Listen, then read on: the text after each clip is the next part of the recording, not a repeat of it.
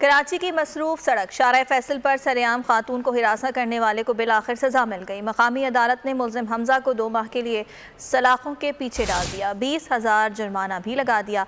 अदालती हुक्म के मुताबिक जुर्माने की अदम अदायगी की सूरत में मजीद 1 हफ्ते जेल में गुजारना पड़ेंगे।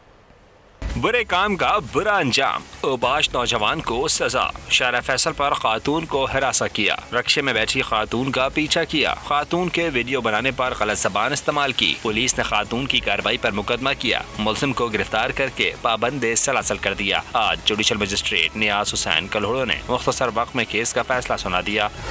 खातून को हिरासा करने पर मुल्जिम हमजा को 2 माह कैद की सजा भुगतना पड़ेगी। 20,000 रुपये जुर्माना भी देना होगा। अदालत ने रिमार्क्स दिए, जुर्माना न अदा करने की सूरत में 1 हफ्ते मजीद कैद की सजा हो सकती है। 17 जुलाई को मुल्जिम हमजा ने दोस्तों के हमरा बड़े शहर की बड़ी और मसरूफ शहरा पर रक्शे में सवार लड़की को हिरासा किया था। सब्सक्राइब करें और बेल दबाएं ताकि कोई खबर रह न जाए।